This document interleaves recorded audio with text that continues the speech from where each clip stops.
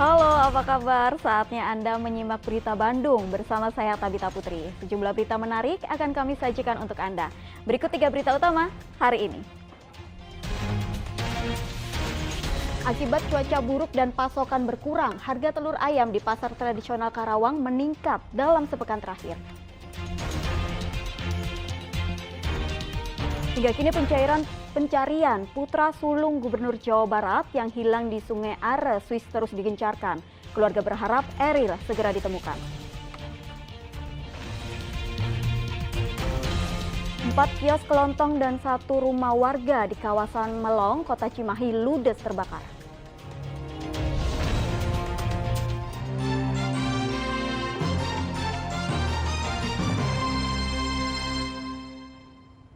Akibat cuaca buruk dan pasokan dari peternak berkurang, harga telur ayam di pasar tradisional Karawang meningkat. Omset penjual pun menurun drastis. Harga telur ayam merangkak naik di pasar tradisional Karawang dalam sepekan terakhir dari Rp23.000 per kilogramnya menjadi Rp28.000 per kilogramnya. Kenaikan ini dipicu cuaca buruk dan minimnya pasokan kepada pedagang. Akibat naiknya harga telur ayam, jumlah pembeli pun berkurang sehingga pedagang mengalami penurunan omset 25%. Seiring mahalnya harga telur ayam utuh, pembeli memburu telur ayam pecah yang harganya lebih murah walaupun rentan dengan penyakit. Harga telur ayam pecah dijual Rp24.000 per kilogramnya. Selain telur ayam, kenaikan juga terjadi pada telur burung puyuh dari Rp34.000 menjadi Rp42.000 per kilogramnya.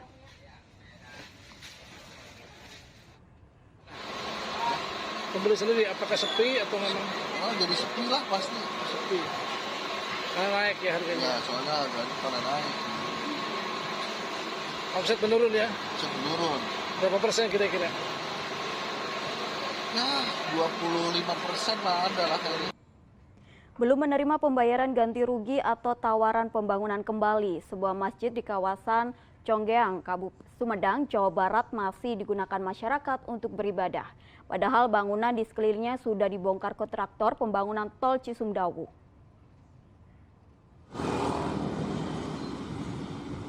Masjid Nurjana di kawasan Conggeang, Kabupaten Sumedang ini dipasangi sejumlah spanduk bertuliskan permintaan ganti rugi. Sebab masjid tersebut sudah dikelilingi proyek pembangunan jalan tol Cisumdawu. Sementara semua bangunan di sekitarnya sudah dibebaskan dan dibongkar. Padahal masjid tersebut juga masuk ke lahan yang harus dibebaskan untuk proyek tol. Dampak adanya pembangunan membuat masjid kerap dipenuhi debu. Meski kini dikelilingi aktivitas alat berat proyek tol Cisumdawu, masjid masih digunakan masyarakat untuk beribadah. Bisiknya aktivitas pembangunan tol juga mengganggu ibadah warga. Pengurus masjid menyatakan masjid masih berdiri dan digunakan warga karena belum ada upaya relokasi baik dari pemerintah daerah dan juga pihak kontraktor pembangunan jalan tol. Akibatnya jemaah masjid yang mayoritas adalah warga desa Cibereye harus menempuh jalan jauh untuk menuju masjid. Sekarang kami DKM juga hadir dan semua warga masih terus memberikan pertanyaan-pertanyaan atau input kepada pihak-pihak terkait untuk menjelaskan, untuk segera meminta menuntut pembangunan masjid yang baru, Masjid Nurjana di tempat yang baru. Bulan November tahun lalu sebenarnya telah disepakati pembayaran ganti rugi masjid hasil tanah wakaf tersebut sebesar 1,5 miliar rupiah. Namun hingga kini pembayaran belum juga cair. Pihak DKM dan Nazir Wakaf mendesak pihak terkait agar segera membebaskan serta membayar ganti rugi lahan dan bangunan masjid. Mereka menolak pembongkaran masjid sebelum proses pembayaran ganti rugi dilakukan. Agun Gunawan melaporkan dari Kabupaten Sumedang. Keluarga Gubernur Jawa Barat Ridwan Kamil masih menunggu kabar baik dari Kedutaan Besar Indonesia di Swiss seputar pencarian anaknya yang hilang di Sungai Are. Hingga saat ini, otoritas setempat terus mencari keberadaan Eril dengan memperluas radius penyusuran sungai.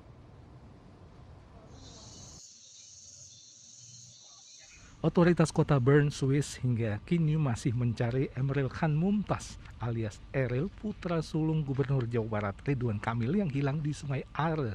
Guna mengetahui kondisi terkini, keluarga melakukan komunikasi melalui jaringan daring di Gedung Pakuan dengan Duta Besar Indonesia di Swiss, Mulyaman Haddad. Otoritas setempat memperluas radius pencarian Eril yang sempat terhambat arus deras dan debit air yang meninggi karena lelehan es di hulu Sungai Are. Danau dan Sungai Are ini airnya adalah datang dari salju yang meleleh, sehingga kemudian relatif dingin suhunya. Dan biasanya salju yang meleleh itu ada kristal-kristal putih yang kadang-kadang membuat warna air itu menjadi agak keruh sehingga kemudian menyulitkan penyelaman. Keluarga optimis Eril segera ditemukan. Sebelum dinyatakan hilang, Eril dipastikan tidak melompat serta menjaga adik dan kawannya saat berenang di Sungai Are. Jadi pada saat kejadian, informasi dari keluarga memastikan yang dua sudah sampai, kemudian pada bawah tadi ada sesuatu yang mungkin tidak terduga terbawa hanyut dan Eril berteriak L. Kemudian kemarin yang ada di pinggir itu segera berlari mencari. Nah, teriakan L ini terdengar oleh warga yang ada di pinggir sungai dan menelpon polisi.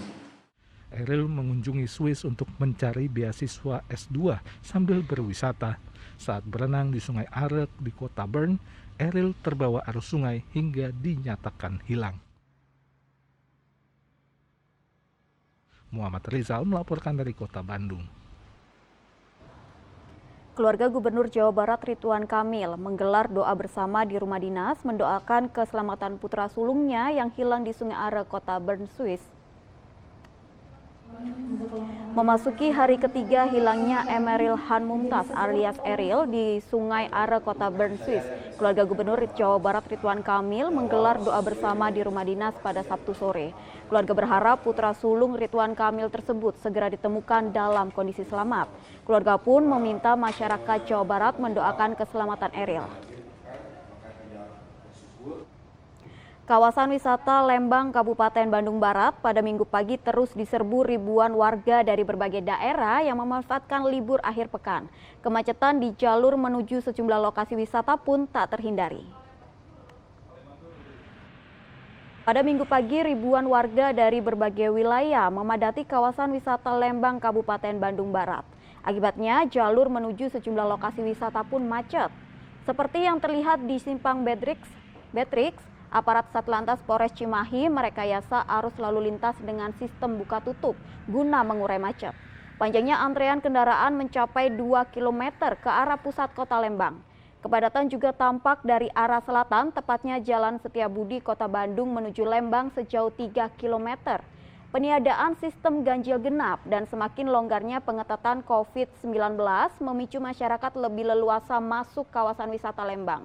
Guna mengurai kemacetan, petugas mengalihkan rute secara tentatif ke jalan alternatif seperti Jalan Sersan Bajuri hingga masuk Jalan Kolonel Masturi.